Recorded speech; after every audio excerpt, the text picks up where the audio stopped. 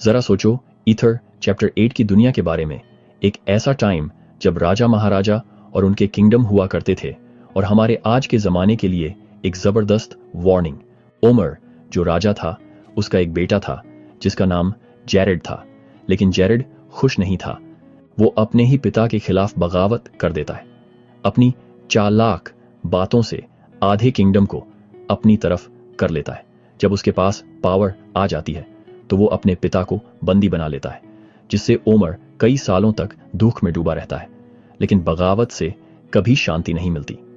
Jared के अपने ही भाई एसरोम और कोरियन टुमार बहुत गुस्सा होते हैं। वो एक आर्मी तैयार करते हैं और रात के अंधेरे में जेरेड और उसके आदमियों को हरा देते हैं।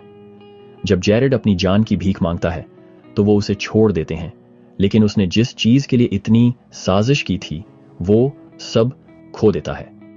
जेरेड का दिल उस किंगडम और शान के लिए तड़पता है जो उसने खो दी थी। फिर आती है उसकी बेटी, एक ऐसी लड़की जिसमें गजब की समझदारी थी। वो अपने पिता को अपने पुरखों की कहानियां याद दिलाती है, ऐसी कहानियां जिनमें पावर छीनने के लिए सीक्रेट प्लान्स बनाए जाते थे। दोनों मिलकर एक खतरनाक प्लान बनाते हैं। वो अकीश को, जो एक पावरफुल साथी था, अपनी तरफ करने का प्लान बनाती है, उसके सामने डांस करके। अकीश उस पर मोहित हो जाता है और उससे शादी के लिए पूछता है, लेकिन इसकी एक कीमत थी। जेरेड मांग करता है कि अकीश उसके अपने पिता ओमर का सिर ला कर दे। अकीश मान जाता है, लेकिन वो ये काम अकेला नहीं करता। वो अपने परिवार को इकट्ठा करता है, उन्हें डरावनी कस्में खिलवाता है, ऐसी कस्में जिन्हें तोड़ने वाले को मौत की सजा मिलेगी। ये सीक्रेट कॉम्बिनेशंस जो केन के जमाने से चले आ रहे थे, पावर के लालच से पैदा होते हैं और झूठ, खून खराबे और अंधेरे पर टिके होते हैं। मरोनाई, जो प्रॉफिट ये बातें लिख रहा है, वो हमें वार्न करने के लिए रुकता है। वो कहता है कि इन सीक्रेट कॉम्बिनेशंस ने उसके लोगों को बर्बाद कर दिया, और वार्न करता है कि जो भी नेशन ऐसी बुराई को फैलने देगा वो भी बर्बाद हो जाएगा। लॉर्ड ने शुरू से ही इन चीजों को मना किया है। मरोन आया सभी जेंटाइल्स से, यानी हमसे, गुजारिश करता है कि हम जाग जाएं, अपने आसपास के खतरों को देखें और हर उस चीज को रिजेक्ट कर दें जो दूसरों की कीमत पर पावर और फायदे के लिए बनाई गई हो।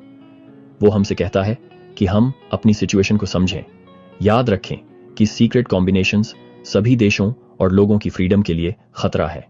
ये चीजें शैतान की हैं, वही जिसने ईडन के बाग से ही धोखा दिया है और लोगों को प्रॉफिट्स का खून करने के लिए उकसाया।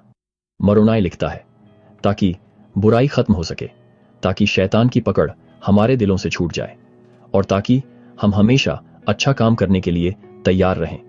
वो हमें क्राइस्ट के पास आने के लिए इनवाइट करता है, जो नेकी का असली सोता है, और ताकि हम बच सकें। ये सिर्फ पुराने जमाने के राजाओं और सीक्रेट कस्मों की कहानी नहीं है। ये एक पुकार है रोशनी चुनने की, अंधेरे को रिजेक्ट करने की, और अपनी जिंदगी को सच्चाई और अच्छाई पर बनाने की। ईथर 8 का सबक बिल्कुल साफ है। क्राइस्ट को ढूंढो, फ्रीडम के लिए खड़े रहो और अपने दिल को रोशनी से भर लो।